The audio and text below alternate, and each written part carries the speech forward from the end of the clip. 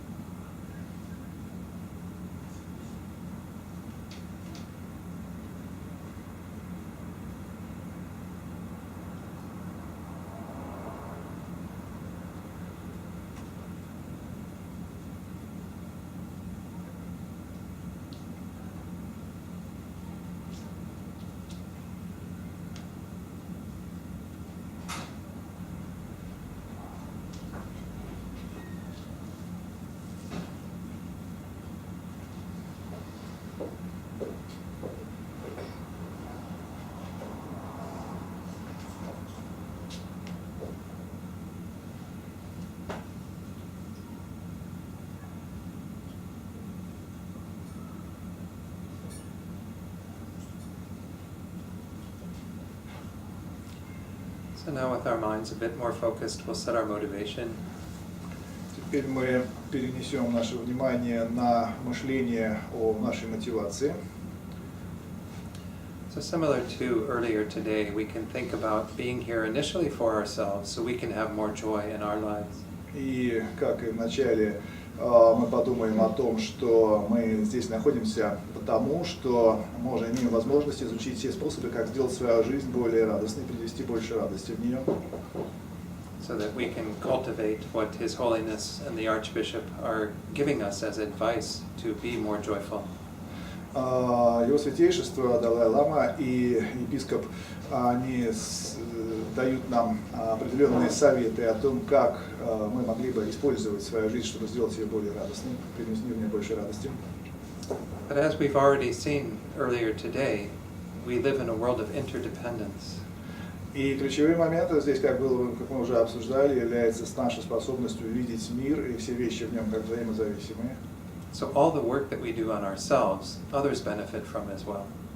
И поскольку это так, то если мы сумеем принести больше радости в свою жизнь, другие, окружающие нас также извлекут из этого пользу и сделают свою жизнь, их жизнь более радостной. And it's best if we can have that motivation that is mostly concerned about others. Самый лучший вид мотивации – это тот, который в большей степени направлен на других. But recognizing again that if we do the work on ourselves, we will benefit as well. И здесь есть еще одно осознавание, еще одно понимание, что когда мы трудимся, когда мы делаем что-то хорошее для других, это привносит радость и счастье нам самим. So cultivate that motivation for being here. Вот некоторое время сосредоточимся на соответствующих мыслях. Now that way both you and all beings will benefit. О том, как польза придет нам и, соответственно, от нас же передастся другим.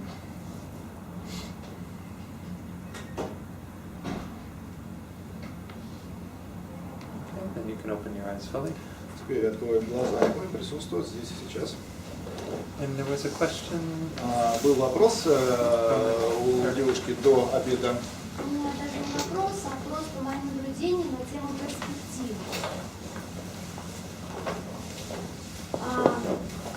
Okay, this is not even a question, but the lady shares her thoughts about perspective. Okay. Просто мне кажется, чтобы почувствовать и понять перспективу, очень полезно смотреть на звездное небо. Потому что звезды, прекрасные звезды, можно лучше увидеть с расстояния. Вот. И увидеть прекрасные созвездия, рисунки, но можно это сделать лучше с расстояния. И в этом смысле я хотела вам это сказать. То есть stars you can see much more better from the distance. Вот. Еще раз, перспектива уподобляется наблюдению звездного неба. Я хотела сказать, что чтобы почувствовать и понять перспективу лучше, очень, мне кажется, полезно смотреть на звездное небо. The lady is saying that to feel better the topics about perspectives, perspective. Okay, perspective. Sorry. It's good to look at night sky with stars, because this picture is white, and you see this picture from a distance, and it makes any kind of feeling of perspective. Становится как-то радостно, и сразу появляется вдохновение на пути. And it makes joyful, more joyful, and brings joy and inspiration. Вот это то, что я хотела. Thank you. That's it. Yes. His Holiness the Dalai-lama sometimes uses another example. Его Святейшество Далай-лама иногда использует еще один пример. So if this is our mind, very small, Really? right? Like just a little hole. This hole, okay. Его Святейшество Далай-лама говорит, что вот отверстие, которое мы здесь видим, вот допустим, что это наш ум. Then if something comes in to interfere, so Вот что-нибудь вот в это отверстие так вот помешает, вот, да, и там вообще ничего не it takes the whole picture then, right? Takes up the whole space. Fills the whole space. Вот то, что туда вот влезет, так сказать, да, вот туда покажется там, оно займет вообще все место этого ума, то есть все пространство, которое есть в этом уме. But if our minds are as big as Но this если мы room, вот эту вот самую, вот эту вот дырочку, да, отверстие вот так вот раскроем, то есть если мы свой ум откроем, сделаем его более открытым, то, да, when our minds are as big as this room, тогда он становится такой большой, как вот весь внешний мир. then the tip of my finger seems Тогда, very чтобы insignificant. не пыталось, так сказать, воспрепятствовать нашей перспективе, оно уже не имеет такого влияния. Another way to see perspective. We Вот have это еще один способ привести аналогию для перспективы. Good. Any other comments? Еще комментарии какие-нибудь? So, for those of you who are new to this session, Итак, для вновь пришедших we're going through these 8 pillars of joy that are мы from the book of разбираем вот joy. эти 8 оснований, или как вот здесь говорится, 8 столпов радости. And so, the first 4 that we're discussing are called qualities of the mind. И первые 4, они здесь разделены на 2 группы по 4, так вот первые 4, они в различном материале обведены вот этим верхним прямоугольничком, они в большей степени отражают качество ума. And by that we mean ways that we think about things. Отражают способы нашего мышления, то, как мы осмысляем вещи. Roughly. And then when we get to the qualities of the heart, those are more about how we feel. Последние 4, которых нам предстоит еще заняться, они в большей степени отражают качество нашего сердца, иначе говоря, как мы чувствуем вещи. But again, keeping in mind in Buddhism, this is all part of the mind. in our thoughts. Но повторяясь, в действительности этот вот подход такого разграничения в большей степени западный, а в буддизме нет такого разграничения, и все качества и ума, и сердца, то, что мы называем умом сердцем, они как бы все вместе рассматриваются. Does everyone have a sheet? For У всех теперь есть различный материал. Если у кого-то нет, возьмите. So the first one is perspective. We talked about that. Итак, первое, то, о чем мы говорили, перспектива. How we see the world influences how we experience the world. Как мы видим мир, то, как мы видим мир, иначе говоря, вот то, что называется перспективой, это то, как мы видим мир, можно так определить. Вот это самое, оно влияет на то, что мы переживаем, как мы этот мир переживаем, что мы испытываем от этого мира. Then when we begin to change our perspective, we also develop humility. И когда мы работаем над тем, чтобы поменять перспективу, ну как поменять, я от себя добавляю, то есть это к лучшему поменять, да? Так вот, эти перемены перспективы, они связаны с тем, что мы развиваем вторую самую колонну или столб, это скромность. Humility в данном случае слово используется. So that with humility we acknowledge interdependence, how much we need others. Это тот вид скромности, который не который принижает нас, но который дает нам возможность осознать, насколько мы взаимозависимы с другими, насколько мы зависим от этого мира и от других. So then the third quality kind of comes from that humility. И третье качество, оно как раз возникает на основании этой самой скромности. And this is our sense of humor. Это чувство юмора. To take things lightly. Почему? Потому что мы начинаем к вещам относиться, в общем, они нам начинают нравиться. And again, it doesn't mean that there aren't serious things in the world that we need to respond to. И это вовсе не означает, что в мире не существует серьезных вещей. Действительно, есть вещи серьезные, есть вещи, требующие серьезных реакций, но это не противоречит тому, что у нас развивается чувство юмора. But we can address those things with more humor, with more space in our Тем не minds. менее, даже такие серьезные вопросы мы можем иметь с ними дело с несколько большей дистанцией, с несколько более расслабленным состоянием ума. Let me get the PowerPoint up there. У нас слайды нам нужны на экране, поэтому сейчас организуем эти слайды. Со своим компьютером просто лучше знакомо.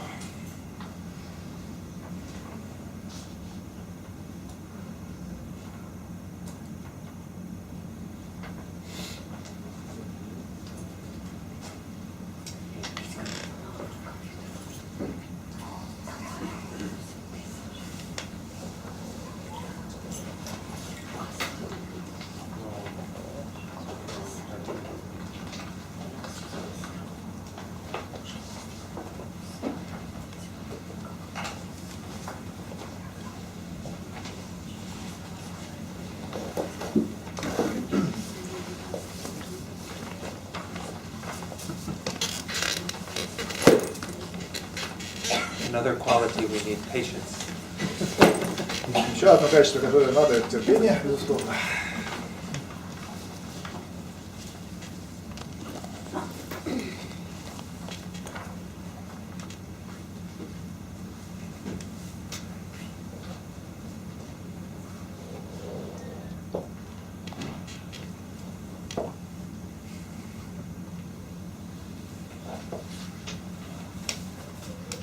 Okay, right here. So, this is another little cartoon, I don't know. There's the two men crossing on these wooden planks, crossing this chasm. There's like a rock here, and a rock there, they're crossing over. Вот это здесь, то, что там нарисовано, это пытается по такому шаткому мостику перейти пропасть два человека. So it says things you should never lose. И написано те предметы или те вещи, которые никогда вы не должны терять, никогда не должны утрачивать. Еще один слайд? Yes. В первую очередь это чувство юмора, второе это чувство баланса, перспектива и кейс, ключи. What does mean this case? Okay. The keys. Keys? Keys. Like Keys. Yeah, keys. I understand. So you see his keys are falling into the chasm there. So. Where we can see these keys? Right here. Это он потерял эти ключи. Ну понятно, это юмор. Anyway, sorry if that doesn't work.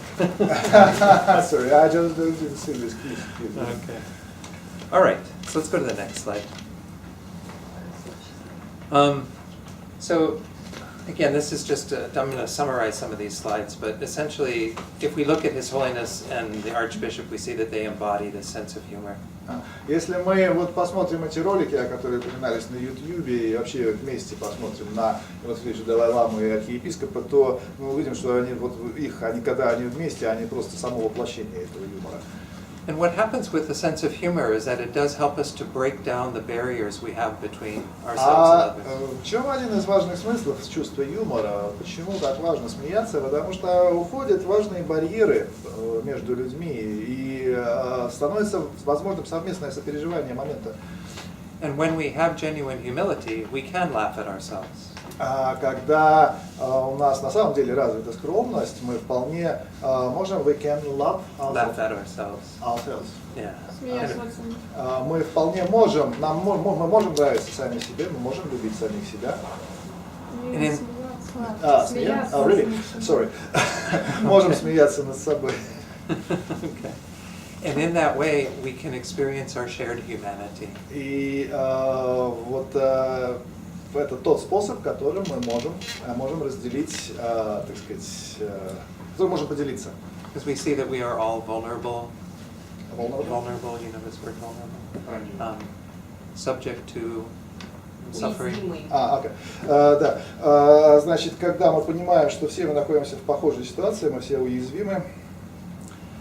And in that way, we feel more connection to others. И тогда мы можем почувствовать больше взаимосвязь с другими окружающими. So, the main things I want to talk about in regard to humor are how it's related to joy.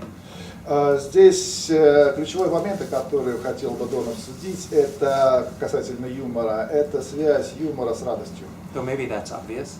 Maybe what? Maybe that's obvious. Может быть, это и очевидно, конечно. And then also the role that humor plays in reducing tension, reducing friction. Но важно понимать, что юмор призван снижать то напряженное состояние, в котором мы часто находимся. And then, as a complement to that, the role that humor plays for unity, bringing together people. И дополнительно юмор способствует объединению людей воедино. So go forward about 3 slides. Okay. 3 types of humor. Yeah. One more. 2 more, sorry. Again, yeah. I'm skipping over this part, I think. Go ahead. Next one. Okay, so these are what I'm going to be discussing. Go to the next slide. Итак, обсуждаемые аспекты, юмора, которые обсуждаются в этой книге. Okay, next slide. Maybe if you could translate this one. From okay.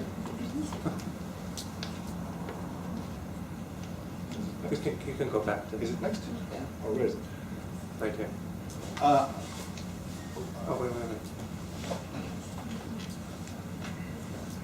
Гораздо лучше относиться с чувством юмора, гораздо лучше иметь юмор, чем иметь слишком большую серьезность.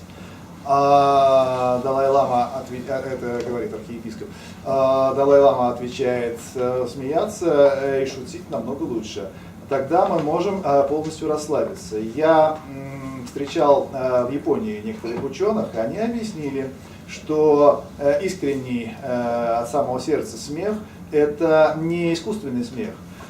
И вот такой смех, который на самом деле безыскусный, это очень хорошее средство, и даже это очень сильно помогает поддерживать здоровье сердца, а также вообще общее здоровье. That's it? Yeah, good. Okay. So, I think what the main thing that is being emphasized with humor is that it really does help us to have much more lightness in our being. В действительности юмор – это такое качество, которое позволяет нам любить гораздо больше любить ту жизнь, которую мы живем. I had one Buddhist teacher once who told me that if I'm practicing Buddhism and it's not fun, then I'm doing it wrong. Один из учителей Дона, буддийских учителей Дона, говорил, что если то, что я делаю на поприще практики дхармы, не позволяет над этим смеяться, не смешно, то, наверное, это неправильно.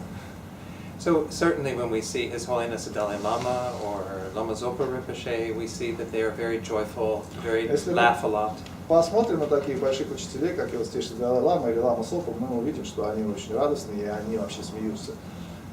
And that helps everyone else to relax as well, everyone else to be Всем окружающим этот смех учителя помогает расслабиться, почувствовать себя очень спокойно и как бы уверенно расслабиться.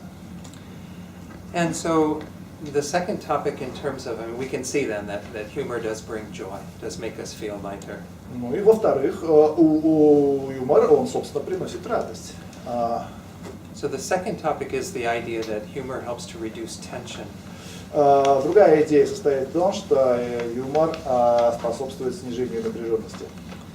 And to illustrate this, I want to share a little story from the Archbishop. Чтобы проиллюстрировать это, Дон собирается рассказать историю, которую вот, рассказал архиепископ. If I can get this up here. Ну, пастор из Южной Африки.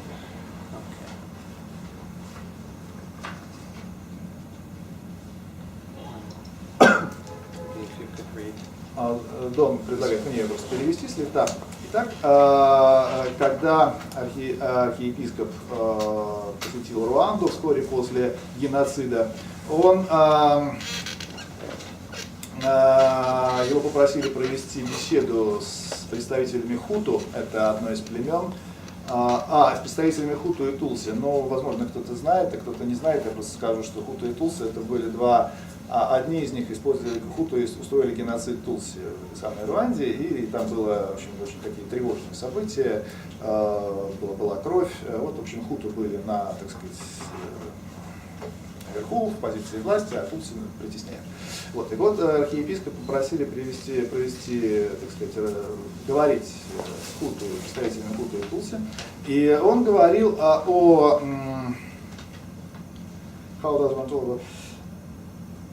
как можно говорить с людьми, в сердце которых еще настолько не затянулись раны от прошедших событий, которые вот только происходили.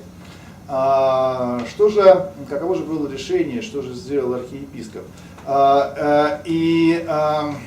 Так случается часто, что если говорить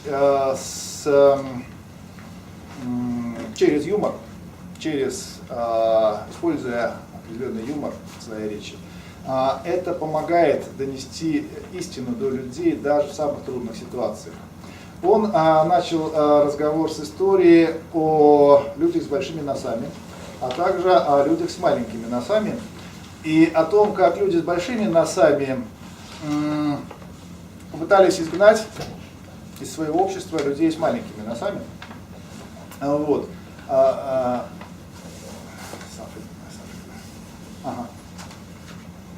Людей с маленькими носами. И вот те люди, которые присутствовали, когда они слушали эту самую историю, и те, и другие, и Тулси, и Хуту, они смеялись. Вот. И когда они смеялись, они внезапно поняли, что разговор в действительности был о невообразимой, недопустимой глупость, ridiculous, глупость буквально, да, и глупости вот этих предрассудков и ненависти, которыми была охвачена их страна. И таким образом юмор оказался очень мощным оружием против той ситуации, в которой вот эти люди были вовлечены. Вот, собственно, как это предложить, эта фраза. I also couldn't. Yeah, the big nose people and the small nose people. Okay. Маленькими носами большими. Ну, то есть это там одно племя изгоняло другое, да, то есть терроризировало, по сути. А разговор был, что люди с большими носами, значит, они решили победить людей с маленькими носами. I mean, I think there are many stories that we hear in society about how this happens. Humor can relieve the tension. Вообще бывает, есть много таких историй, когда юмор помогает преодолеть серьезные проблемы. So it does seem that it helps to relieve the anxiety when people are introduced to, something that is funny, something that makes them laugh a little, makes them see again that there's some shared humanity with the other person. То есть действительно, когда люди возбуждены, когда люди охвачены беспокойством. А если подойти к таким людям с определенным юмором, если найти подходящий ключ, то вот это чувство, когда человек начинает веселиться, так сказать, оно помогает расслабиться, помогает найти решение, прийти в то состояние, в котором возможен поиск решений. But it's important to also understand that humor can sometimes be used in a wrong way. Надо понимать, конечно, что юмор может быть использован порой и в негативном ключе. Sometimes we use humor in very cruel ways to belittle people. Вот этим самым юмористическим способом человека можно очень сильно, на самом деле, обидеть и оскорбить. So it's important to understand that what we should be doing is, again, relieving tension, but also helping to build unity, to bring people И важно together. понимать, что верное то, как юмор вообще следует использовать, конечно, он предназначен для того, чтобы снизить напряженность, снизить те негативные факторы, которые влияют на людей. So when we are able to laugh at ourselves, to look at ourselves and find what is ridiculous about ourselves, get in touch with that, then we can feel that we're on the same ground as others. Если мы можем над собой смеяться, если мы можем увидеть себя в неком смысле себя, если мы в глупом положении, если мы на самом деле вот в этом глупом положении можем над собой смеяться, то это помогает встать на ноги. Это помогает оказаться вот на том месте, когда мы все оказываемся, мы и окружающие оказываемся как бы в одинаковом положении, и вот, то есть объединиться, что называется. And it's interesting that the word humility and humor and humanity all have the same root in Latin. Вот латинские корни здесь с английских слов скромность, юмор и человек. Humor, то есть hum, вот этот hum. Латинский корень упоминается. И Дон говорит, интересно, что слова однокоренные. Скромность, юмор и человек. And that Latin root is humus, H-U-M-U-S. Humus, это то есть латинское слово humus. And this means ground. Это означает земля, основание. It means earth. So it brings us down to earth. То есть это то, что ставит нас на землю. And helps us then to feel on the same level as everyone else.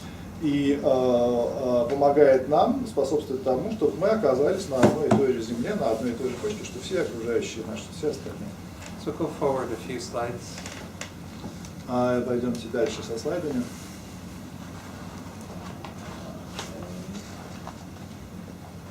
One more, I think. No, one more after that. Keep going. Okay. So, talking about humor is kind of silly. So rather than talk about humor, I want to show a few Buddhist-themed cartoons. Hopefully they'll translate. And culturally translate, yeah. Okay. Ну, вместо того, чтобы много разговаривать сейчас о юморе, лучше мы его испытаем практически и посмотрим некоторые картинки на буддийскую тему как раз. One of the biggest problems I have when I teach audiences from other cultures is that I don't know what American references will work. Дон говорит, что он чувствует проблему, когда он проводит семинары с представителями других неамериканских культур, ему бывает трудно почувствовать, вот какие референции, в частности, окажутся для людей наиболее подходящими. And then someone said, as long as I take American references from movies, I'm okay.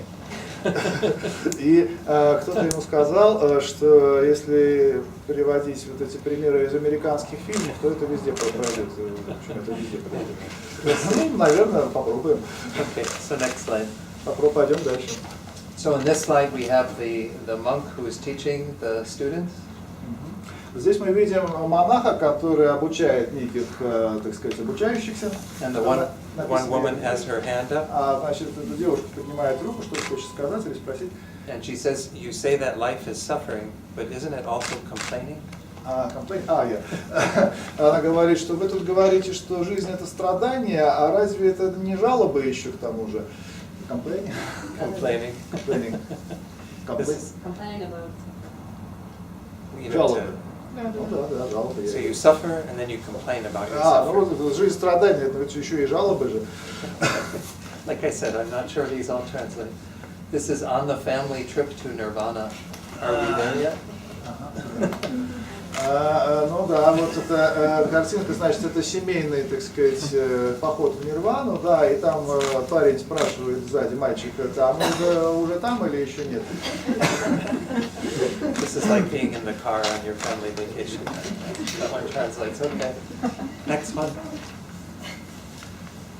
This one may not translate. It's a TV show. Значит, они смотрят телевизор, это семейная пара, и... So they're watching a TV show called The Amazing Race to Enlightenment. А то, что они смотрят, называется это удивительная гонка к просветлению. It says, this week on The Amazing Race to Enlightenment, can Jim and Susie achieve right mindfulness? And will Barb and Candy be eliminated for relentless clinging to the self? Anyway. Могут ли Сьюзи и Джейн достичь верной внимательности? И Барб и Кенди, смогут ли они избавиться от чего-то, от своей привязанности к себе? Тут, короче, они смотрят сериалы, и там вот они обсуждают, как ты думаешь, вот это там Сьюзи и Джейн, смогут ли они достичь нужного уровня концентрации? А вот эти Барби и кто там еще, смогут ли они избавиться от зацикленности на себе? В общем, они сериал посмотрят, это сравнивается с Санта-Барбарой, сериал про то, как просветление. Удивительная гонка к просветлению. Кто быстрее там просветление? Okay. I think there may be one more. Yeah. This is a Zen GPS. Так, ну понятно. Это значит, дзенский монах там использует свой GPS, который ему говорит, следуй за своим follow your bliss, следуй за своим своему блаженству. А есть, значит, препятствия на пути. Если ты вот будешь на него стремиться к нему, то ты уйдешь от него подальше. В общем, это такой дзенский GPS, который говорит, вот у меня там надо стремиться к блаженству, но есть препятствия. Говорит, если ты будешь к нему стремиться, ты уйдешь от него подальше. Ну вот такой треугольник на GPS. So I think even on our path to enlightenment, if those of you in the room who are practicing Buddhists, we have to have a lot of humor.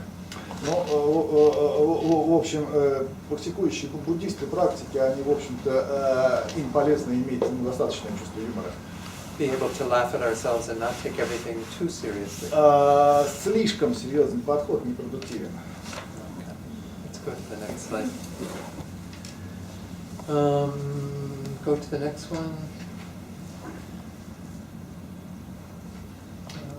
Maybe you could translate this. It's kind of what I've been saying. Наконец, заключение относительно юмора. Итак, надо уметь смеяться над собой и не быть слишком, не выставлять себя в некое помпезное положение и не быть слишком серьезным. Это первое. Если начинаешь искать юмор в жизни, то есть начинаешь как-то выискивать юмор в жизни, то ты его там найдешь, тут уверен.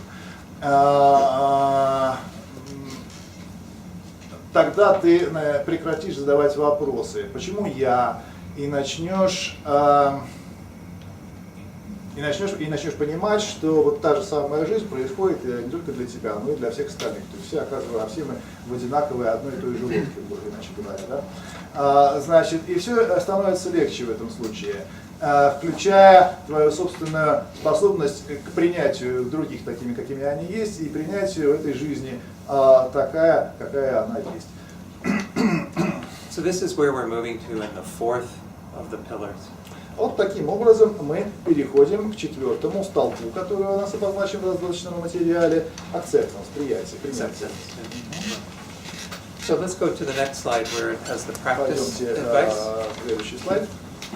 So that is also, again, on the top of the second side, I think. Здесь на обратной стороне была третья основа юмора и четвертая как раз принятие. На обратной стороне можно смотреть. Maybe you just read it. Как, я понял, Шантидева есть. Поразмышляйте над строфой Шантидевы, к чему печалиться, если все можно еще поправить, и к чему печалиться, если ничего уже поправить нельзя. То есть подумайте о смысле этих строк, о этих слов. Или о молитве, над молитвой о душевном покое. Господи, дай мне разум и душевный покой принять то, что я не в силах изменить, мужество изменить то, что я могу изменить, и мудрость отличить одно от другого. Вот предлагается подумать над этими двумя, то есть здесь определенное сходство, конечно, есть. Далее, следующее. Думая о чем-то. Okay. Okay. So any last thoughts on humor from people? Anyone have a good joke? По поводу юмора какие-нибудь еще анекдоты или что-то еще? Я до конца перевел шутку про комплейнинг. Комплейнинг, жаловаться. В этом случае там это скорее... Ну там эта девушка говорит, что вы тут говорите, что жизнь это же еще только страдания, но ведь это же еще и жалобы. Но еще и неудовлетворенность. Комплейнт это жаловаться. Нет, комплейнт жаловаться, но комплейнинг именно, я просто посмотрел, есть особое значение, которое означает именно... Может быть. Okay. Неудовлетворенность, ну там, в принципе. Also, По-моему, более юмористическое выглядит, когда жалуются. okay. So I think it is important to have a sense of humor, and we see this in our teachers all the time. Дон считает, что важно иметь чувство юмора, и это самый юмор мы в общем видим у настоящих учителей постоянно. Even some of these great Tibetan masters who seem very serious often laugh even. Вот бывает, особенно можно увидеть, когда тибетский наставник такой с виду серьезный, в действительности они смеются. So let's go on to the next one, to the fourth one. Пойдемте к четвертому нашему столбу. So this is this cartoon character Calvin and Hobbes. I don't know if you've ever seen. Кто такой Келвин? I don't know much about Kelvin. Okay. He's a little kid and he has a tiger for a friend. Так, это в мультфильмах американских мальчик, которого дружит с тигром. Anyway, this is what he says. If you could translate that. Does he say to tiger? No, this is just what he said. Вот что он говорит, значит, мы послушаем, что он говорит. Это гениал, это не отрицается. Так, это не отрицается. Это не отрицание. Это не отрицание. Просто очень избирательный вариант. Это не отрицательное, я просто Помощь зала. избирательно Так, выбираю я свой просто вариант. очень избирателен о той действительности, которую я признаю. То есть я не отрицаю, я просто очень избирательно подхожу к той действительности, которую я признаю. Okay. So acceptance is the last of the four qualities of the mind. Итак, принятие – это последнее из 4 важных качеств ума. And on the sheet, it's described as being able to embrace our life in all its pain, imperfection, and beauty. Здесь у нас в раздатке она описана как способность принимать жизнь во всей ее полноте, со всеми ее страданиями, несовершенством и красотой. Вот это все называется вместе собирательное принятие. So it is important to understand what we mean by acceptance. Надо понять, что все-таки имеется в виду под приятием. Because it doesn't mean resignation. Resignation. Just not doing anything about what's going on. Принятие не означает такой отказ от умывания рук. Умывание рук не означает отказ от, то есть слагания с себя всякой ответственности, от непредпринимания ничего такого относительно того, что происходит вокруг. То есть это не означает вот отказ, не означает умывание рук, не означает, скажем, вот, сдачи позиций, что-то в этом духе. I mean, for example, that cartoon that said, Buddha said life is suffering. Doesn't mean that we resign ourselves to suffer all the time. Если привести вот пример о том, что жизнь страдания, да, когда буду говорить жизнь страдания, там была картинка, это не означает, что мы смиряемся с тем, что мы всю жизнь должны только и делать, что страдать. Это не так. Это не такое принятие. It means that we accept that this is the situation, but then we do what we can to change it. То есть мы признаем ситуацию. Ситуацию, да, мы принимаем. Но мы ее принимаем с тем, чтобы дальше что-то предпринять. But if we don't accept it, we can never change it. Если, тем не менее, если мы ее не признаем, эту ситуацию, то сколько бы мы ни старались ее поменять, мы ничего не поменяем. Потому что, ну, во-первых, мы не признали вот действительно ситуацию. So let me go forward 2 slides. 2 слайда, пожалуйста. This one. This is from Master Shantideva, a very famous verse that His Holiness the Dalai-lama quotes. Это очень известная строфа Шантидевы. Если что-то можно сделать, тогда какой смысл, так сказать, об этом печалиться? А если сделать ничего нельзя, что тогда печалиться, если сделать ничего нельзя? You've translated the verse? Yeah. Yeah, okay, good. So the idea is that we do have to accept what's going on and understand that if it's something we can change, then we put our energy into changing it.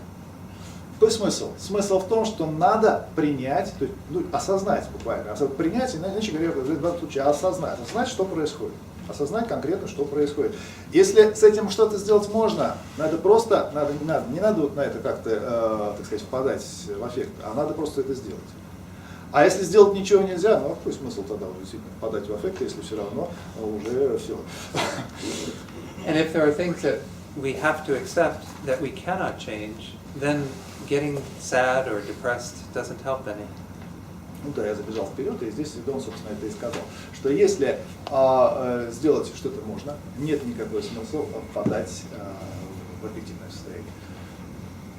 So there are things in life that we cannot change. И в действительности в жизни есть такие вещи, с которыми уже ничего не поделать. But if we don't accept their reality, we will never sort of change our minds in response to them. Если, тем не менее, надо понять, что если не признать реальность такой, какая она на самом деле, то никакого способа поменять свое мышление уже не останется. For example, it's inevitable that we will all die. Например, определенно совершенно то, что каждый человек должен умереть. С этим мы должны это просто принять. But yet we have to accept the reality of death if we're ever going to prepare for death. И если мы приняли эту реальность, то у нас появляется возможность подготовиться к этому моменту. If we live every day thinking I'm not going to die, then when death comes, we Ну, won't be конечно, ready. если каждый все дни своей жизни проживает, думая, что в общем-то я не умру, то что готовиться тогда? And we may also waste this life. И тогда вот именно при таком неприятии действительности, как она есть, жизнь растрачивается. So on the next slide is something that's similar from, this actually is the Serenity Prayer.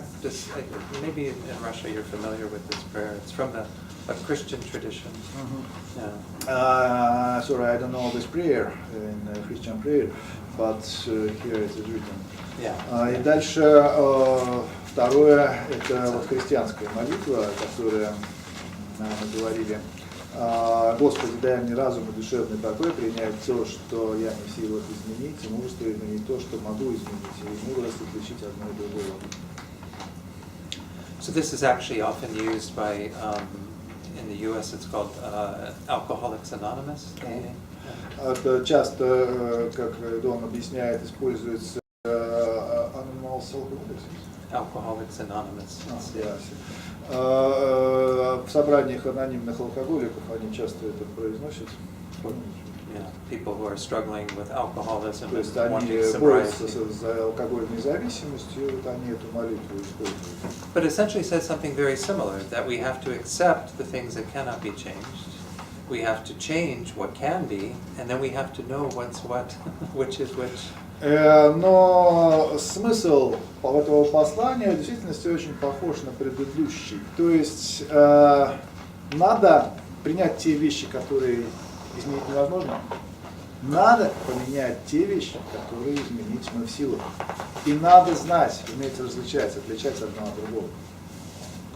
So actually we can see that the Dalai-lama embodies this very much. И если мы посмотрим на жизнь Его Святейшества, на то, что он делает, мы увидим, что, в общем-то, именно это является одним из его главных девизов. Particularly the situation in Tibet, Взять, например, ситуацию в Тибете. where he has accepted the reality that Tibet is occupied by China.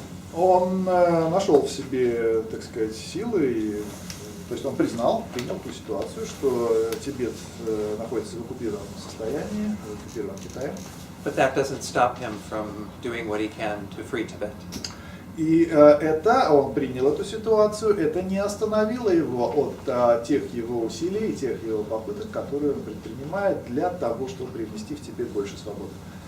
So go forward about 4 slides. Пойдем на 4 слайда вперед. Next one, yeah. Okay, good. So maybe you could On what is and is not. Acceptance. Так, чем принятие, вот это наше принятие, да, чем принятие является и чем принятие не является. Да? Принятие,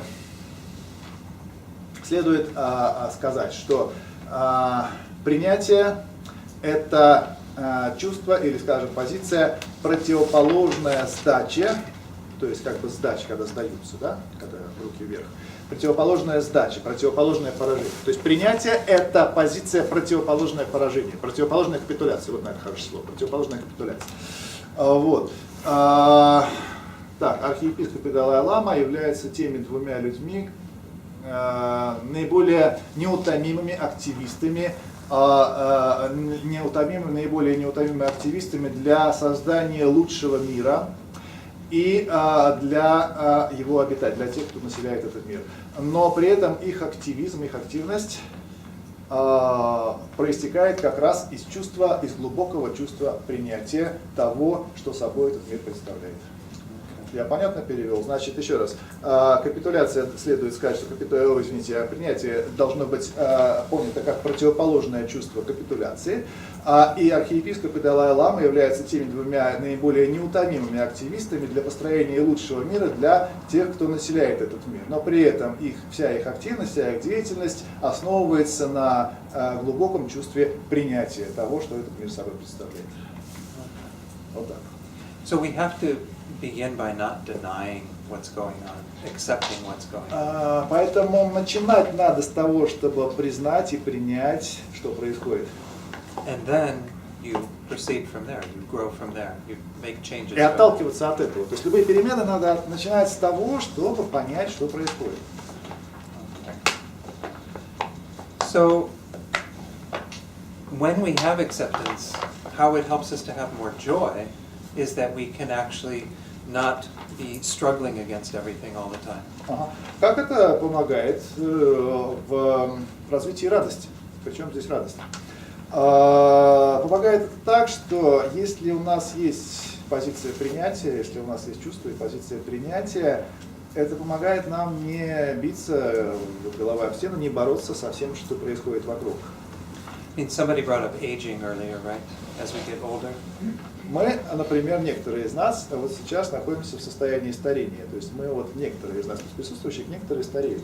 So for human beings, this can cause a lot of pain, right? A lot of anguish. А для человека, вообще говоря, старение это неприятное, это довольно болезненное ощущение, переживание. But if we accept the reality of aging, we can actually age much more gracefully, much more smoothly. Тот, кто способен к принятию этой ситуации, может стареть намного более, так сказать, достойным образом, нежели другой. And not do everything to keep every wrinkle away, every change in our body. Кому-то, может быть, не надо пытаться убрать каждую морщинку с лица и там что-то еще, какие-то манипуляции такие производить над собой. Может быть, вовсе не в этом на самом деле дело. So when we're able to accept life, it goes from being a very bumpy ride to being a smooth ride. Bumpy, like rocky, to very smooth. Okay. Ну, в общем, это позволит жить гораздо, двигаться по жизни куда по более гладкой колее, нежели, так сказать, если натыкаться на каждый камень. And actually, that's when the Buddha taught the first truth of suffering. The Sanskrit word is dukkha. Итак, Будда излагал истины, 4 учения о 4 истинах. И первая из 4 истин – это истина страдания. На санскрите это слово дукха звучит. And that actually describes what dukkha literally means is a bumpy axle, the axle of a car or a chariot. Если the wheels are on. Is it real meaning? The axle. Yeah, this is what it means. Bumpy axle. Да? Вот Дон, я, честно говоря, как-то не вдавался, но Дон говорит, что если мы сейчас если исследовать смысл этого слова, этимологию, то вот это как раз и есть смысл этого самого духа, это вот как раз и есть вот это вот, так сказать, натыкание на шероховатости, на неровности пути, скажем так, дороги, камни и все такое. So the opposite of that is in Sanskrit is sukha. А противоположностью этого парным понятием на санскрите будет сукха, блаженство. Which literally means a smooth axle. И буквальный смысл этимологии этого слова, как говорит Дон, это гладкость. So again, we have to accept that this is our starting point, that we have a bumpy axle, that we are on this very rough ride in human life. Принятие, когда мы говорим о принятии, надо понять вот эту самую правную точку, базовую, когда мы находимся постоянно в состоянии, когда натыкаемся на превратности жизни, там, то на другое, то на третье постоянно. Вот это вот то, от чего мы отталкиваемся. И это надо понять и принять. But then we do what we can to change things. А вот тогда это можно поменять. And that's what the Buddhist path is all То about. есть, собственно, вот это и будет буддийский путь тогда. So maybe go forward a few slides. Пойдем дальше. На несколько слайдов. Right there. No, I'm sorry, a few more. Еще немного. Okay, back one. There. So, О принятии страданий в особенности. О принятии страданий в особенности. let me see how much of this I want to share. So let me just paraphrase some of this. So I think that what is important to stress in this section on acceptance is the acceptance of suffering in particular. И если мы говорим о принятии, то наиболее важным его аспектом, наиболее существенным является способность к принятию страдания. So when we have expectations that life is not going to be suffering, that there's not going to be any difficulties, then we suffer even more.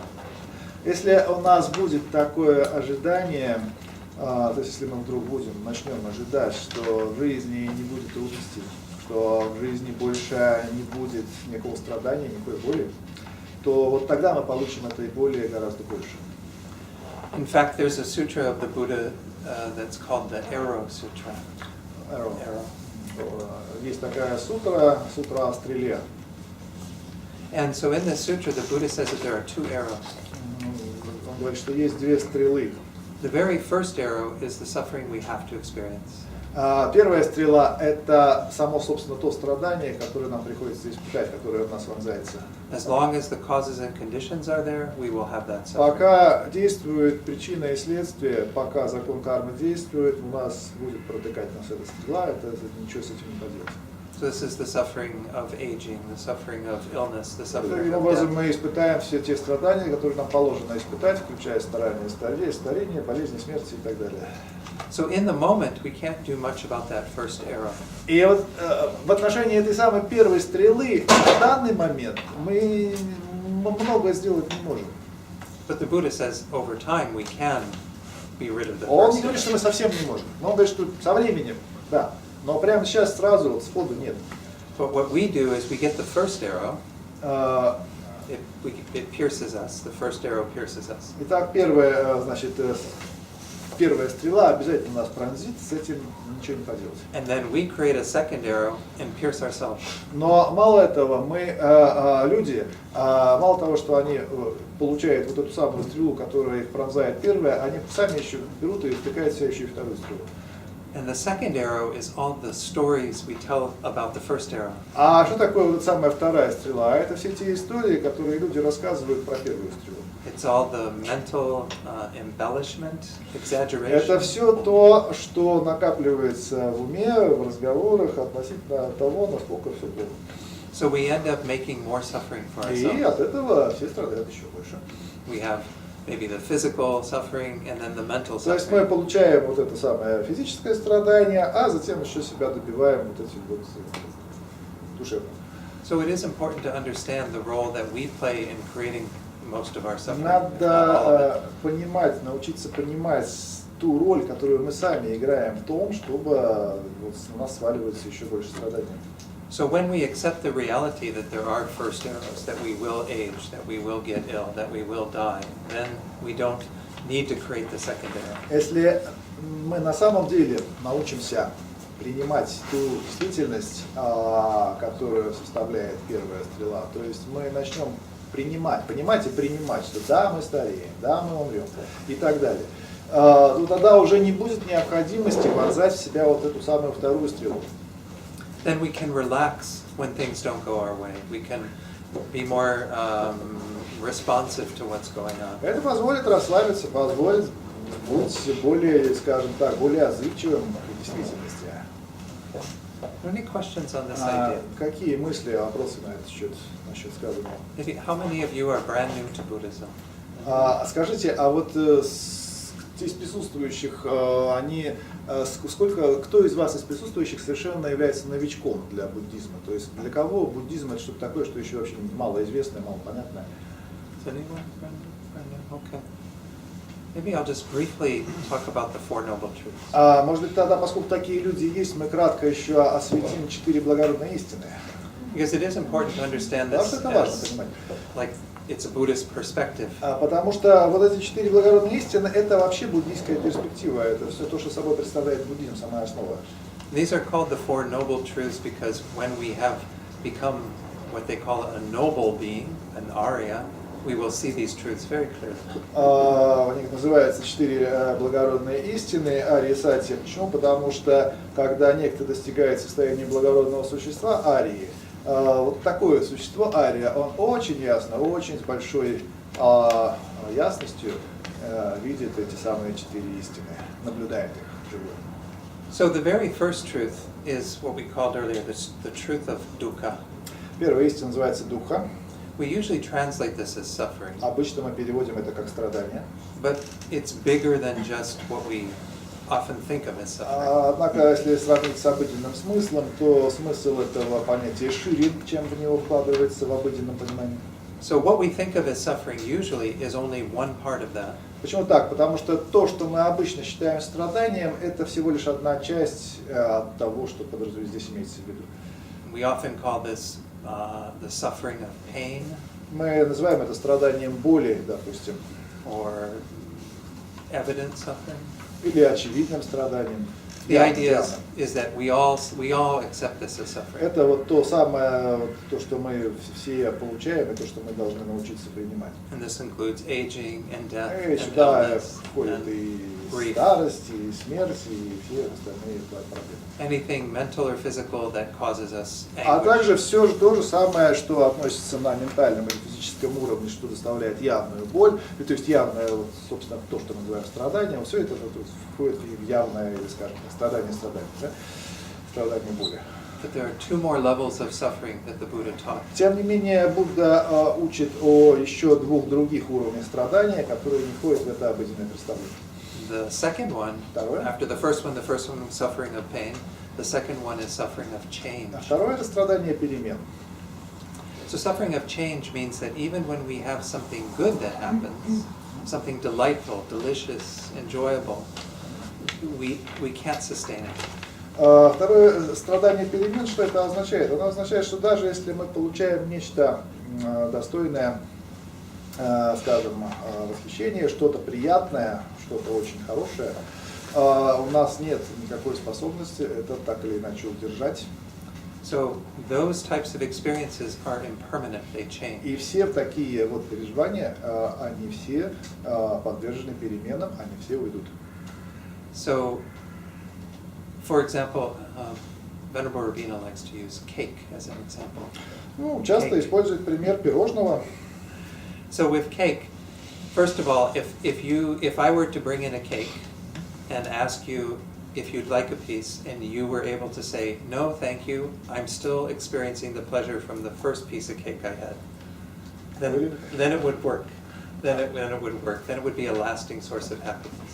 Так, допустим, я принесу пирожное, и Дон принесет пирожное и спросит, не хотите ли вы тоже попробовать, а вы, допустим, найдете в себе силы и скажете, нет, ладно, спасибо, сами как-нибудь. So, first piece of cake, So if you were able to say, no thank Yes. you, Okay. I still am experiencing the happiness from the first piece of cake You. that I ever had, like the first time I had cake. But let me try another example. Do you understand? Yeah, Да. yeah, I do. Go ahead. You? Ну, Yeah, я go расскажу. ahead. Если Дон принесет пирожное и скажет вам, не хотите ли, а вы говорите, да нет, я все еще до сих пор наслаждаюсь тем пирожным, которое я когда-то кушал. То есть Первым особо. куском. А первого Да, куска первым когда-то. куском. But many years ago we had our first piece of cake and we had to have another piece of cake and another piece of cake and another piece of cake because it doesn't last.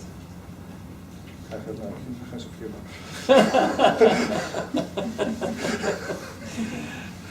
Окей, значит, послание следующее, что я скажу, да нет, спасибо, не надо, я все еще переживаю вкус того самого первого пирожного, который я попробовал в своей жизни. So this is one indication that this is actually unsatisfactory. This is not real happiness. Так не бывает. Это вот это самое пирожное, это не то, что может дать какое-либо счастье.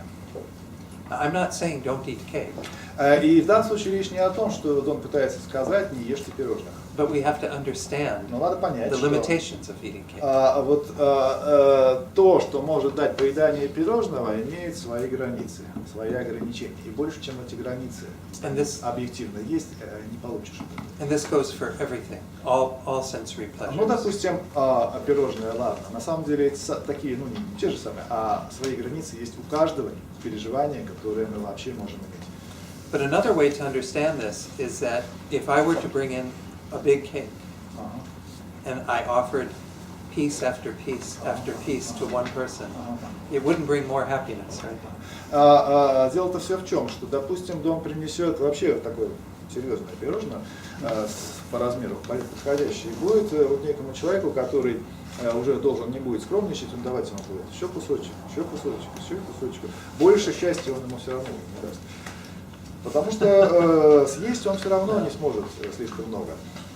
So maybe we found that out when we were very little. Поэтому, вообще-то говоря, может быть, и небольшого кусочка не хватит. We ate too much cake at the birthday party Слишком много поедать пирожных, в общем, не принесет счастья. because we thought it would bring more happiness. Ну, потому что нам-то надо больше счастья, да, правильно? А сколько ты там пирожных не поедай. So maybe we don't do that so much anymore, but it's a fact. It shows that that cannot be a real source of happiness. То есть о чем здесь послание-то? О том, что вот в поисках этого самого еще, мы никогда не дойдем до того, что нам на самом деле нас удовлетворит. So all of these experiences that we call conditioned experiences. А вот эти все переживания, эти все виды опыта, о которых идет речь, называются обусловленным опытом или обусловленным переживанием. They won't bring lasting happiness. Они продолжительного счастья принести не в состоянии. We have to find the deeper causes of lasting happiness. То есть, что нам необходимо? Необходимо найти более глубокий уровень причин, которые способны привести к продолжительному счастью. And to understand why this is so, we have to go to the third type of dukkha. И здесь мы как раз переходим к тому третьему уровню, который мы третий уровень духи обозначаем страдания. This one is called pervasive conditioned suffering. Это называется, переводится как всепронизывающее страдание обусловленности. And this means that all of our lives are unsatisfactory at some level because we're under the control, being conditioned by factors. Вот оно, как это может никому-то банальным сегодня не показаться, значит, формулируется как весь опыт нашей жизни полностью, от начала до самого конца, поскольку он является обусловленным опытом, представляет собой ту или иную форму страдания и ничего больше. And those factors are twofold, karma and delusion. Вот те факторы, которые обуславливают любой наш опыт, это карма и часто переводят омрачение, но можно уточнить аффективные состояния. These negative states of mind. То есть это негативные состояния ума, негативные, аффективные, скажем так. So I could teach for hours on karma and delusions. Да, он говорит, что он может много времени посвятить карме и омрачениям. But I'm going to try to summarize those Но two. попробуем все же это суммировать в некий короткий послание. So let's talk first about delusions. Сначала об аффективных состояниях. These are distorted states of mind, meaning we're not seeing things correctly. Это, чтобы было понятно, можно сказать, что это искаженные состояния ума, или искажающие состояния. Some of them we've already talked about, some distorted ways of thinking, such as not seeing impermanence. И, например, некоторые из этих самых искаженных состояний или искажающих состояний, и то, и другое возможно, мы уже сегодня затронули. Например, это видение вещей, невидение непостоянства вещей, то есть восприятие вещей как стабильных и постоянных, например. But the deepest delusion is our distorting reality. Но самый глубокий и окончательный вид обращенности или вот этой самой аффективной искаженности – это искаженное восприятие реальности. Meaning that we think things exist in a way that they don't exist. Это означает, что мы принимаем вещи существующими таким способом, каковым они на самом деле не существуют. And that's a very big subject. Это большая тема. But the Buddha gave very precise teachings how to realize how things exist. Но в действительности Будда дал очень обстоятельные, подробные учения как раз на ту тему, как можно достичь этого верного способа восприятия вещей. These are the teachings on emptiness. Называется учение о пустоте. Okay.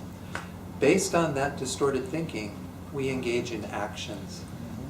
Имея вот такое искаженное, иначе еще раз, искаженное и искажающее, допустимое то и другое, искаженное-искажающее восприятие действительности, основываясь на нем, мы предпринимаем деятельность, разные действия.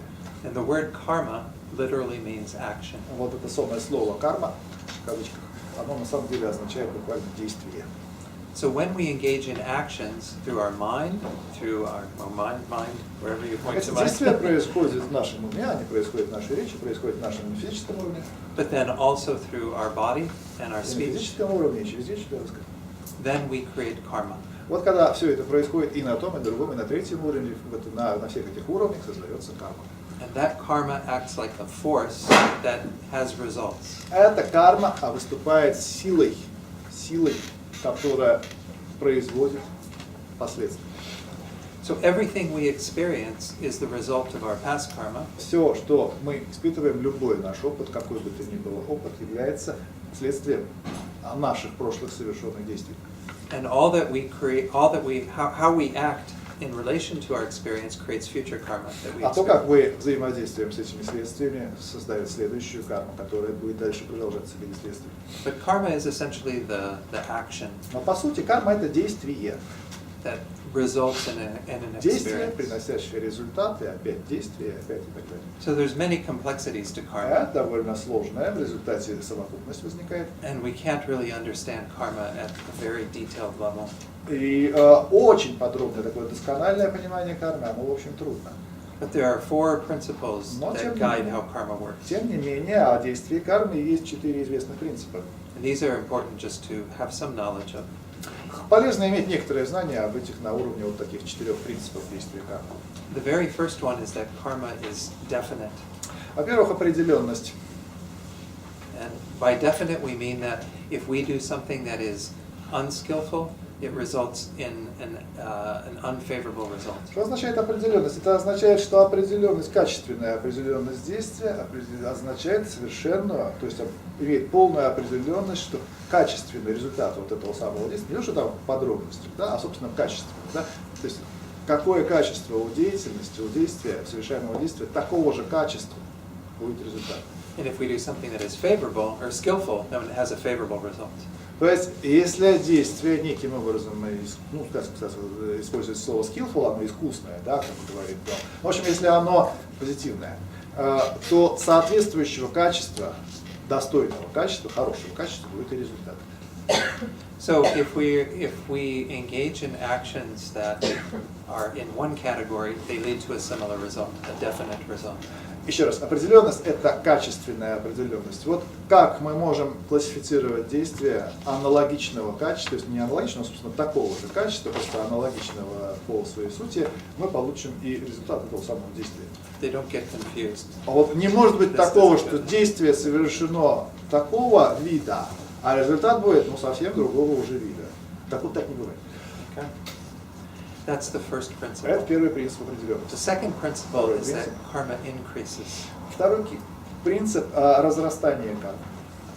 So by karma increases, we mean that a small action can bring about big results. Что означает разрастание кармы? Это означает, что даже малое действие способно привести к цепочке, которая принесет в дальнейшем очень большие результаты, последствия. I think in the US at least, many people misunderstand and think karma is like very linear. Например, многие в Америке, когда слышат учение о карме, они ошибочно полагают, не понимают, что думают, что карма это некая линейность, что вот мы вот чего совершили, то и получили, и все, иначе как не быть не может. То есть вот я заплатил за это, получу это, да, и никак иначе. А на самом деле нет. Даже небольшое действие, если пустить на самотек, оно может принести очень большие последствия. So it's not that if I lied to somebody, then someone lies to me. То есть это Just that. Это не так, еще раз уточняется, что это не так, что если я вот что-то lied somebody? Dishonest with someone. Okay. Если я кого-то вот чуть-чуть обманул, то меня тоже чуть-чуть обманут. Ничего подобного.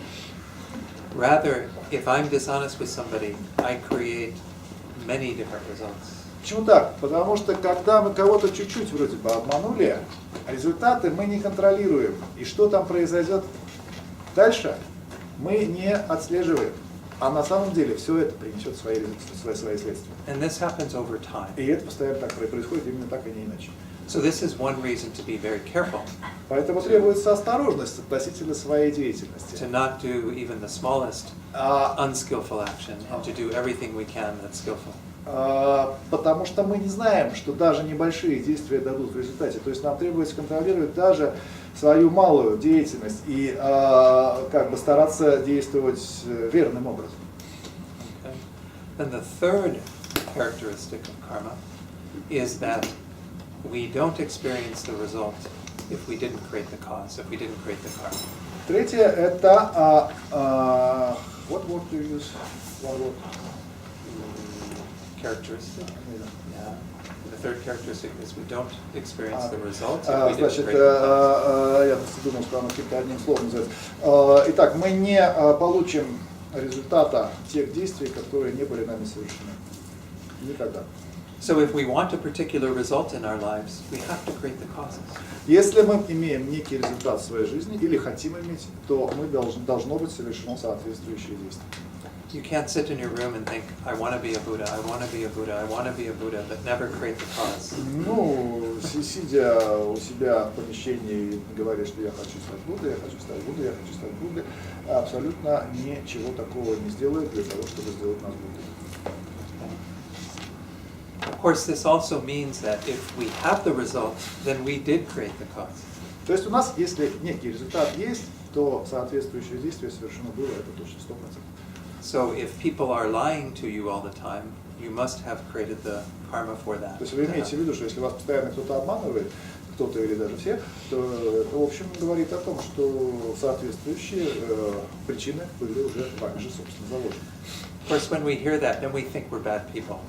Но первое, что приходит в голову, что люди вообще вокруг очень плохие, постоянно лгут. But remember that you are essentially good. Your nature is goodness.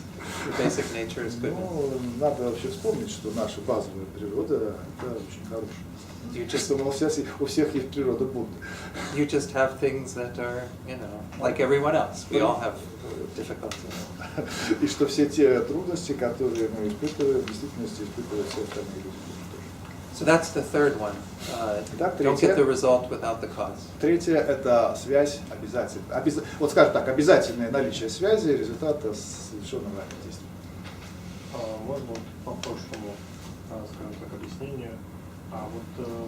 Какова фундаментальная разница между пониманием греха, в христианской традиции, и пониманием кармы? И спрашивают в контексте того, что у нас очень, если мы говорим про культуру России, то у нас есть такой термин невинно убиенный. То есть, например, возьмем тех же самых непонятных виновных людей, на которых бросили атомную бомбу в Хиросиме, или там детей, которые умирают в 6 лет от рака, то есть как бы какие действия они породили для того, чтобы это повлекло к таким последствиям, то есть как бы как это объясняется с точки зрения буддизма. Вопрос все же конкретизируйте.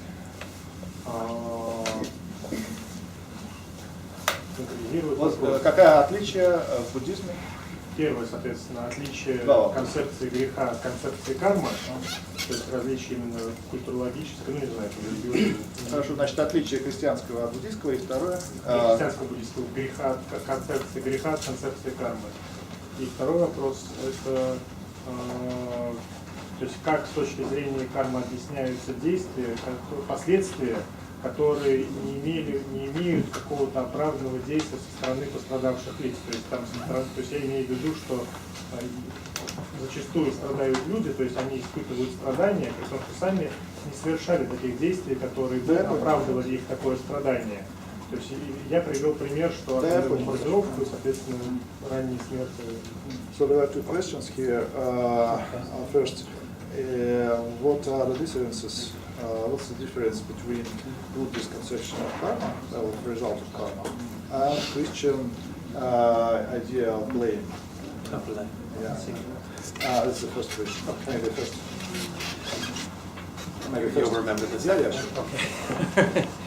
So, Первый вопрос отвечаю. I guess, again, we can't deny that the other person is involved or is, we use We the- can't we can't deny, Cannot.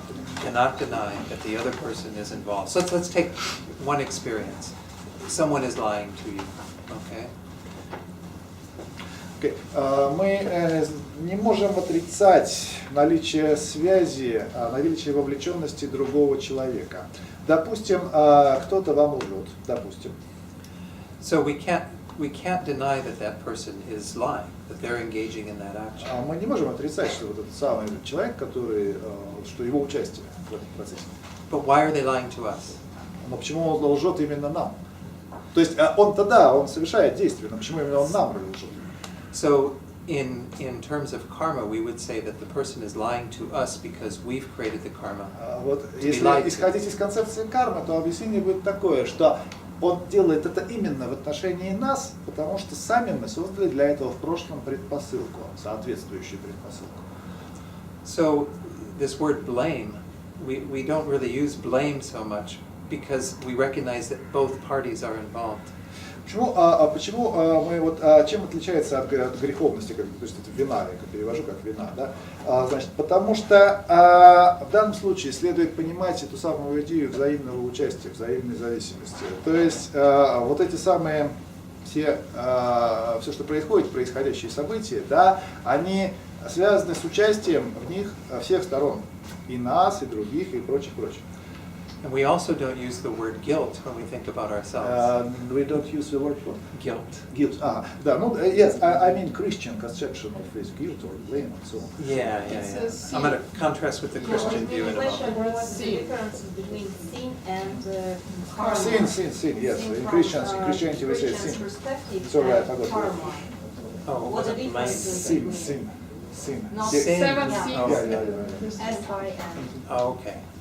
You said Yeah, that's right. I I forgot. Okay. Well, let me finish this thought because I think it's a worthwhile thought. So we don't feel guilty about ourselves, and we don't blame the other person. Итак, мы в данном случае не занимаемся, вот с буддийской точки зрения, мы не занимаемся тем, что мы перелагаем вину за то, что нам лгут, на другого человека. Мы не говорим, что ты во всем этом виноват. Почему так? Потому что на самом деле это взаимно. То есть здесь есть наше собственное участие, здесь есть его участие. В общем, это как бы процесс, в который все стороны вовлечены. Rather, we focus on the idea of responsibility. Скорее здесь имеет смысл говорить о взаимной ответственности. So I have responsibility for my actions, and the Я other person has отвечаю, получаю responsibility for theirs. последствия тех действий, которые заложили предпосылки, они были совершены мной когда-то раньше. А этот человек сейчас совершает эти самые действия, он уже закладывает свои собственные предпосылки.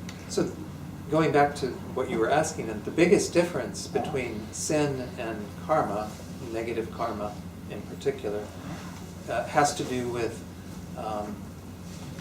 where the source of that wrong action is coming from. И таким образом мы можем перейти легко к этой самой различию о том, что, собственно, оригинальный вопрос был, в чем различие греха и кармы. Это различие в том, откуда предпосылки берутся для того, чтобы получить вот эти самые дурные последствия. So my understanding, I grew up a Catholic, so I grew up in a Christian tradition. And my understanding of sin was that I sinned against what God said not to do. Ну, Дон говорит о том, что надо еще сделать поправочку на то, что он все же происходит из католической культуры. И как понимает грех там, грех понимается как грех перед Богом. And that's based on the idea that God is your creator. И это предполагает наличие Бога, идеи Бога Творца и так далее. If God is your creator, God has every right to tell you what То to есть, do. если вас сотворил Бог, то значит, вот, а вы согрешили перед Богом, вот это ваш грех и так далее. So a sin is an offense against God or against your fellow Это man. как бы не восстание, не в общем, это не что-то против Бога. Is that correct understanding, those of you who have more Как familiarity у with вас Christianity? с пониманием греха, в общем, такое же понимание или как-то иначе в культуре, в православной культуре? It's okay? Оно согласуется с тем, что сказано, что грех это нечто против Бога. Да. Нарушение того, что заповедовал Бог, допустим. Да? So, I mean, most of Christian morality is rooted in the Old Testament, really. I mean, with the Ten Commandments. Вот эта самая христианская мораль обычно формулируется как 10 заповедей. Это, в общем-то, является общим для христианства. So Christ had his own way of teaching morality. Christ, Jesus Christ, Yes. had his own way of teaching morality. He also taught morality. То есть Христос тоже обучал этой самой нравственной стороне жизни, и это был его способ, 10 заповедей, которые... Do you think it was Christ who teach this? Oh, he didn't teach the Ten Commandments, no. He also taught his own morality. Ну да, то есть мы сейчас сошлись на том, что все-таки он не изложил эти 10 заповедей, но тем не менее, значит, он тоже говорил, да, о нравственном образе жизни. So in Christianity, you follow the Ten Commandments and the way that Christ taught you to act. Итак, вот христианский образ жизни – это следование 10 заповедям и образу жизни Спасителя. So a sin is when you go against them. И если некто идет против вот этого, то он совершает грех. In Buddhism, karma is entirely self-created. И таким образом мы можем видеть различие, что кармический результат по буддийским представлениям, он полностью и целиком является следствием созданных действий нами, участвующими сторонами во всем процессе, и не кем-то еще. And it's part of what we would call natural law. It's a natural И law. в этом смысле карму можно скорее обозначить как закон природы. It's part of the law of cause and effect. То есть это часть причинно-следственной зависимости, которая имеет место просто во всем мире, в природе. So in the physical world, we have a lot of confidence in cause and effect. Вот относительно физики, да, представления в физическом мире, очень большое, так сказать, у нас знание и понимание, то есть уверенность в том, что как работает причинно-следственная связь на уровне физической действительности. So I don't know if many of you have a garden in the city, but if you wanted a garden of vegetables, you have to plant the vegetable seeds, or you won't get the vegetable garden, right? Ага, значит, тут говорит, не знаю, сколько у вас тут в городе садов, но, в общем, если вы хотите фруктовый сад, то деревья, которые вы туда посадите, они должны быть фруктовыми. So you don't look out your window at your patch of ground and wish for vegetables and not plant vegetables. То есть, вот вы возьмете у себя на газон, посмотрите и начнете там искать какие-нибудь овощи, плоды, пока вот вы в эти самые землю не посадите эти фруктовые деревья и растения, вы этих плодов оттуда не получите.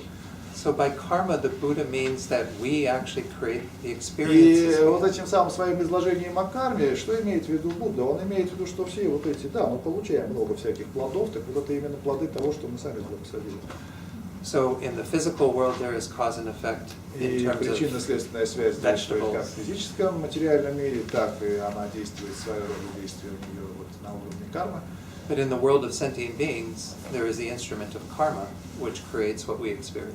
И если мы говорим о мире живых существ, то вот определяющим, так сказать, определяющим элементом нашего опыта является наша собственная созданная нами карма. So there isn't the idea of sinning against some being, a creator being, a god. Итак, христианская идея греха, она предполагает наличие Бога, против которого грех совершен. In Buddhism, instead, we are simply creating our own problems, our В own буддизме difficulties. нет такого Бога, Творца. В буддизме есть совершаемые нами действия, поступки и соответствующие следствия. In part because we don't know about karma. Partially because we don't know about karma. We create our own suffering because we don't know about karma. Мы на самом деле создаем свое собственное страдание именно потому, что ничего не знаем о карме. То есть Тибет в свое время сам создал такие предпосылки, чтобы Китай так агрессивно вел. So Tibet state probably made these reasons. Yes. Да, так все и было. I think even the Dalai Lama would accept. Я думаю, Дон считает, что даже Далай-лама с этим согласится. It's not to say, though, that China didn't do what it did. You know, China did what it did, but also Tibet created the causes to be invaded. Да, в общем, совершенно верно. So that was that clear for the first question? Второй вопрос, напомните, пожалуйста, кратко. Второй вопрос. Кратко, буквально двумя Второй словами. вопрос О чем? В том, что, наверное, наступают такие последствия, которые Okay, все, я являются вспомнил. слишком суровыми. Okay, the second question was, when some people have seemingly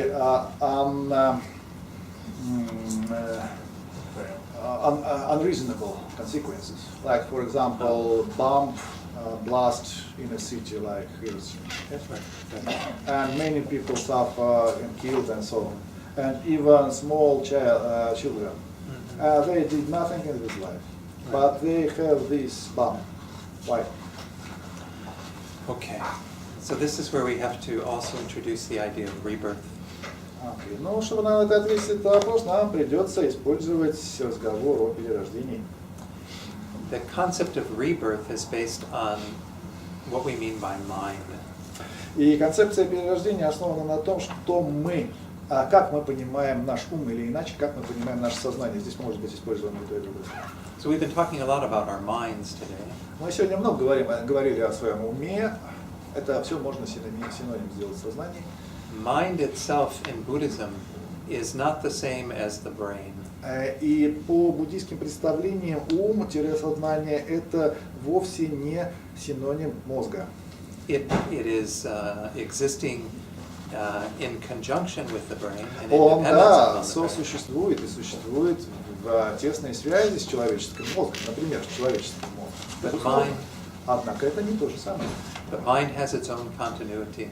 Ум имеет свое существование, которое во многом независимо. So if each of us thinks about our own recollection in this life, we might remember back when we were 3 or 4 years old. Some of us may be younger. Скажем так, если посмотрим на те воспоминания, которые мы можем иметь в этой жизни. Например, вот, будучи уже людьми, некоторые из нас людьми не очень молодыми, можем иметь определенное наличие сумму воспоминаний о своей молодости и так далее. But we know that we had a mind before that. И мы таким образом знаем, что мы обладали умом-сознанием и раньше. Не только сейчас мы обладаем умом-сознанием, но и раньше мы тоже уже обладали умом-сознанием. So there is, even in this life, we can see moments of mind that give rise to another moment of mind. Поэтому даже на примере этой своей жизни, этого своего теперешнего существования, мы можем ясно видеть, что текущий момент ума-сознания порождает его следующий момент и так далее, и так далее, и так далее. Эта последовательность является непрерывной. So then when we go back to the moment of birth, when you came out of your mother's womb, would we say that mind started then? Если мы попытаемся проследить свой жизненный опыт до самого начала и дойдем до той самой минуты, до того самого события, когда мы явились своей головкой из материнской утробы, можем ли мы сказать, что наш ум начался именно в тот самый момент, ум-сознание? Or when does mind start? Does it А start in если the мы womb? не сможем такого сказать, тогда когда он должен был начаться? And if you believe in a materialist view, if you think that the mind is the brain, then you would have to say that mind starts when the brain functions. Итак, если мы придерживаемся материалистической точки зрения и сугубо ограничиваем свои представления материалистическими, тогда мы должны будем сказать, что наше сознание должно было начаться тогда, когда начал был функционировать наш мозг. Because Buddhism doesn't hold the mind to be physical, we would say that mind has its own continuity. Буддизм, тем не менее, не признает за умом, сознанием физическую природу. И по этой причине он вовсе не ограничивает свое воззрение тем, что сознание является функцией мозга. So in Buddhism we define the mind. The definition for mind is that which is clear and knowing.